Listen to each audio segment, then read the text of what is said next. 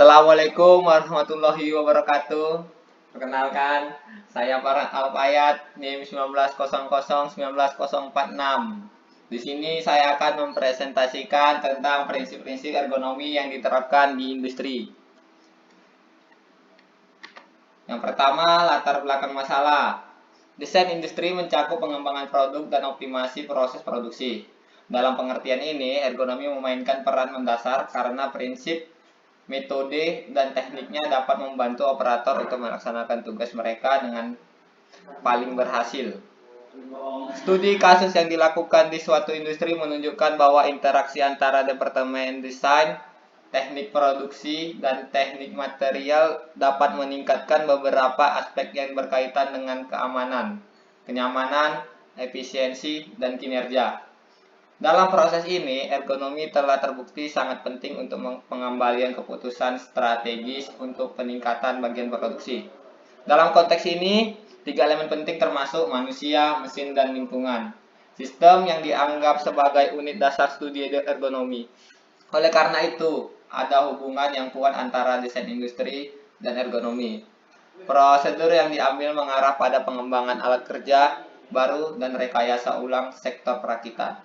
Sebagai konsekuensi dari studi tersebut, keluhan operator tentang kelelahan otot berkurang, waktu yang dihabiskan dalam pembuatan produk berkurang, produksi meningkat, dan langkah perakitan produk menunjukkan efisiensi yang lebih besar.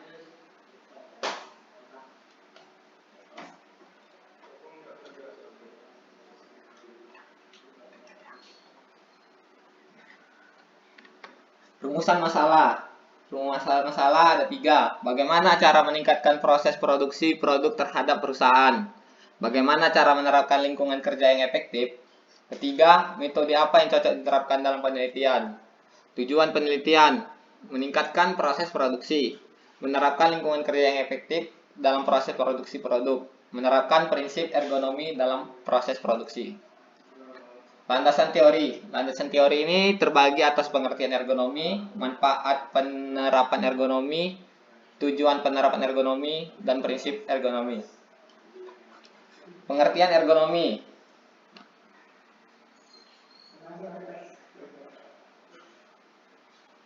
Menurut Manuaba dalam Bayati, pengertian dari ergonomi adalah salah satu upaya dalam bentuk ilmu teknologi dan seni untuk menyesuaikan peralatan, sistem organisasi dan lingkungan keahlian dan keterbatasan manusia sehingga tercapai suatu kondisi dan lingkungan yang sehat, aman, nyaman, dan efisien, dan produktif melalui pemanfaatan fungsional tubuh manusia secara optimal dan maksimal. Tujuan penerapan ergonomi. Secara umum, tujuan diterapkan ergonomi industri adalah meningkatkan kesejahteraan fisik dan mental, meningkatkan kesejahteraan sosial dengan meningkatkan kualitas kontak sosial, menciptakan keseimbangan rasional antara berbagai macam aspek dengan sistem kerja yang diterapkan sehingga tumbuhnya kualitas kerja yang tinggi. Manfaat penerapan ergonomi. Beberapa manfaat dari pelaksanaan ergonomi yaitu mengerti akan akibat dari suatu macam pekerjaan pada diri dan kinerja pegawai, memprediksi potensi pengaruh pekerjaan pada tubuh pegawai, mengevaluasi kecocokan tempat kerja, peralatan kerja pada saat pegawai bekerja, meningkatkan produktivitas dan upaya untuk mewujudkan kecocokan antara kemampuan dan kepercayaan pegawai, membangun pengetahuan dasar untuk mendorong pekerja untuk meningkatkan produktivitas, mencegah dan mengurangi risiko timbulnya penyakit akibat kerja, meningkatkan faktor keselamatan kerja pegawai, dan meningkatkan keuntungan, kesehatan, dan juga kesejahteraan untuk pegawai dan perusahaan. Prinsip-prinsip ergonomi.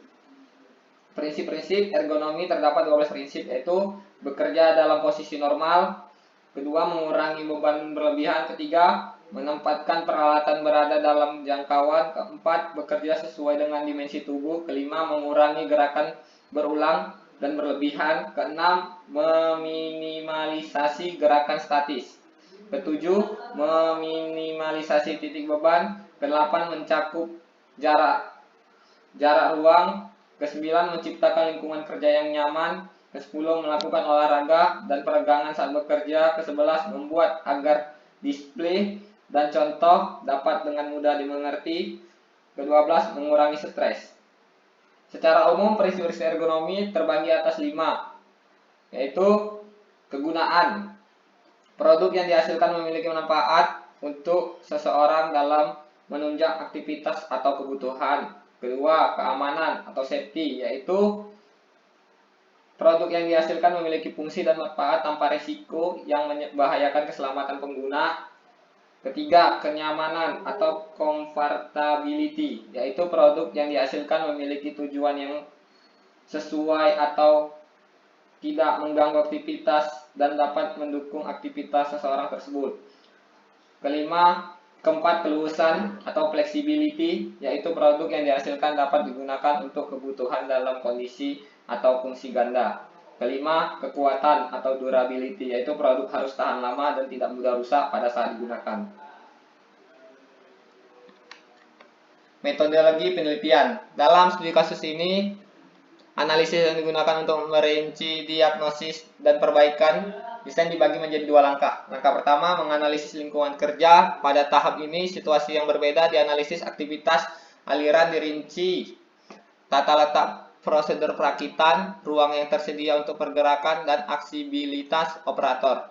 Aliran barang, urutan jalur perakitan, ventilasi, pencahayaan, kebersihan, kenyamanan, thermal, dan akustik, komunikasi internal, dan lain-lain. Langkah 2, menganalisis tugas. Ini terdiri dari merinci aktivitas yang dilakukan di stasiun kerja, memeriksa berbagai aspeknya seperti posisi operator, frekuensi pengguna peralatan, pengelompokan fungsional, upaya dalam melakukan tugas, urutan tugas, keamanan dan kenyamanan di tempat kerja, kecepatan produksi, dan lain-lain. Dalam kedua kasus, komentar tentang melakukan tugas apa yang dapat mempengaruhi implementasinya secara negatif dipertimbangkan. Beberapa situasi terkait dengan kedua tes bagaimanapun satu tergantung pada yang lain sehingga sistem dapat berfungsi dengan baik. Kuesioner dibagikan kepada operator sehingga mereka dapat mengungkapkan sudut pandang mereka tentang lingkungan kerja dan peralatan dan juga mengusulkan solusi untuk perbaikan. Meskipun semua aspek ini mempengaruhi kinerja sistem, aspek yang berkaitan dengan faktor manusia adalah yang paling penting. Mencari untuk beradaptasi bekerja dengan manusia perlu untuk mengembangkan beberapa alat yang akan memudahkan melakukan tugas oleh operator. Pada tahap pengembangan produk ini, prinsip-prinsip metodologi desain yang disarankan oleh Bonsieve disesuaikan dengan realitas perusahaan. Urutan kegiatan didirikan dan pada dasarnya dibagi menjadi: yang pertama, definisi masalah, yang kedua, analisis tugas dan opini operator, ketiga, daftar persyaratan proyek, keempat, studi ergonomi dan antropometri, kelima, brainstorming dan sketsa, dan keenam, mock-up fungsional, ketujuh, tes awal, kedelapan, revisi, kesembilan, implementasi produk baru. Sekian presentasi saya. Terima kasih. Assalamualaikum warahmatullahi wabarakatuh.